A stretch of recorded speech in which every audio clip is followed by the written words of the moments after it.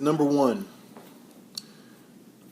this pickup stuff really isn't as big of a deal as you think it is.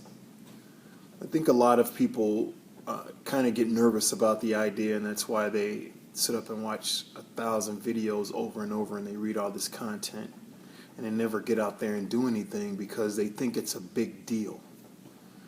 They think it's something that's beyond their realm of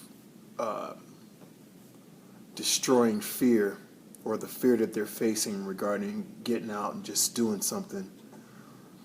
And, I can almost, I'll take you back to when I first made my transition into being more social. To be honest with you, I was forced into it, just straight up. Like, some of you probably heard the story before that. I would be on the transit with my buddy, and he'd be kind of teaching me some stuff and telling me some things that I could do if I possibly said something to a girl and all that. And I wouldn't budge. Like, oh, it's a good idea. I think that's awesome. Oh, I would kill it if I did that. And he'd be like, you ready to do it? Oh, no. I'm not moving. And because of that, he had to force me to do it without telling me. And, I thank God for him for that, because it took him pushing me into the water for me to realize that I'm like Michael Phelps. And a lot of you guys are the same way. Like, you're probably the best divers in the world. And you're probably like the Michael Phelps of this stuff, but you never know because you don't get in the water. And what he did was, we were on the public transportation, and we're going to like hang out with some girls. And I would always just be the backup guy while he does whatever he does. And this one particular time, we're on the bus, and I'm sitting. The bus is filled with people, mind you, and I'm sitting next to a pretty girl. If I'm here facing this way, he's there facing the other way. The girl sitting right next to me, she's facing forward. So he says to me, "Psst, psst, shh." I look over, I'm like, "What up?" He's like, so I look over and I see the girl, and I'm like, she's pretty.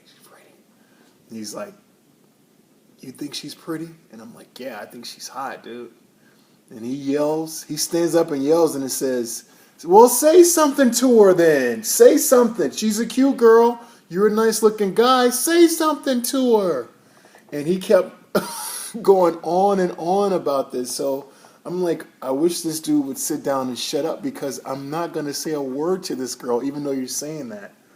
He started to go on for so long about this that the girl got embarrassed. And then the people on the bus started to say something to her. Just say hello to her. So because I'm in this position where I'm pushed in the water and I got to swim, I just said, forget it. I'm not going to drown. I'm going to at least try to swim. I said hello to the girl. Her and I talked for a little bit. I got her phone number. It wasn't as hard as I thought it was. Like, I thought she was going to perhaps like pull out a gun and shoot me, maybe. I don't know. Maybe open up her vest and she has a bomb strapped to her and kill everybody on the bus. I don't know what my fear was. But all I had to do was say hello to that girl. And the funny thing about it, she was actually more attracted to me than I was to her. But I would have never known that if I wouldn't have said anything. So my point to you is, it's really not that big of a deal. In your head, it's a huge deal.